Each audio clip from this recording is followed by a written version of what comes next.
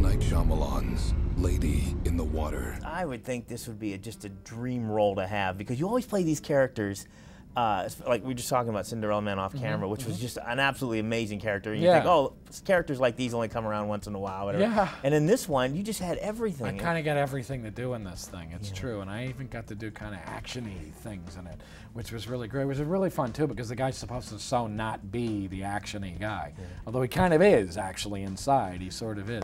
But yeah, I get to do everything, man. I get to change light bulbs and run around with naked ladies or semi-clad ladies. It was great. It was very fun. I would think that would be a perk, but it seems to me like you have a little bit of, you want to do an action film or something in there? Oh sure, yeah, absolutely. I'm all for that. I like that kind of thing. I did this movie in Canada called Shoot 'Em Up that's coming out at some point.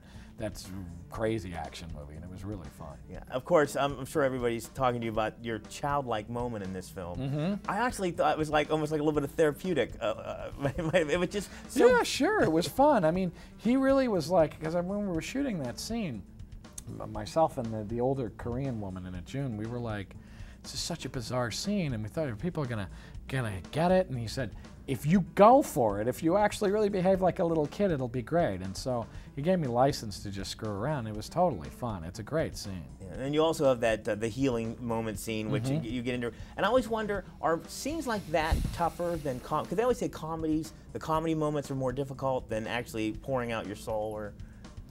Yeah, they're both hard in their different ways, I suppose. I mean, the hard thing about doing that kind of thing is that you kind of have to do it over and over again, and you get tired, and it's the end of the day, and you're like, I can't get upset like this again. So that actually can be hard. I personally find comedy harder to do. I mean, especially on film. You know, I mean, you have to have real chops and confidence in yourself as a comedian. You have to just know that you are funny to be able to pull it off on film, I think. Well, as I was watching his movie, as most of his movies, I'm trying to figure out what the heck is going on in this film. And I'm wondering if when it was pitched to you, or did you read it on paper, did you say, what the heck is this story? No, I read it, and I thought, it's a wild idea, and it's a crazy idea, but I went with it totally. And part of the thing is that you should be sort of in the middle of this movie going, what the hell is going on? Is this for real? Are they kidding? Where are we going? This is crazy. It should have that feel. It should pull you along in the same way that the characters are getting pulled through it. And it did for me. It absolutely does. No, I've always thought you were brilliant, and I don't know if you have an ego or not, but you must know that somewhere that you're good at this, your craft now. I hope that I'm good at it, and I like to be good at it. You're working with other people, because in this case, like Bryce and M. Night, do you have to put your trust in them in some of these scenes? Because sure. He's a guy, because he's the writer and director, and because he has such a distinctive vision of the thing, you know going in that this is a guy you're going to have to just turn yourself over to.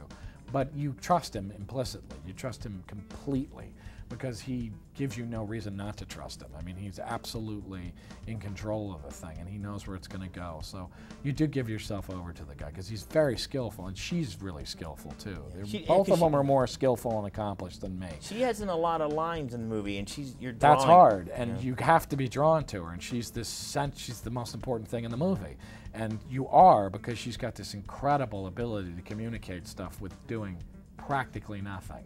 And it's all in her eyes and in her body and stuff like that. She's fantastic. You have a really strange job, because every time you go, you have a new boss.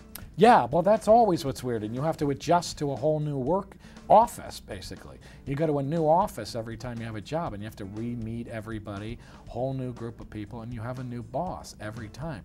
And somebody like him is very good at being the boss. He's very good at getting to know people quickly and getting comfortable with people quickly, and that's key, because you have to do it fast. Are there moments when you're working on any project, or this project in particular, that you know that you're on something special? Yeah, I definitely felt that in this one. I mean, there were days when I was like, this is just bonkers, this movie.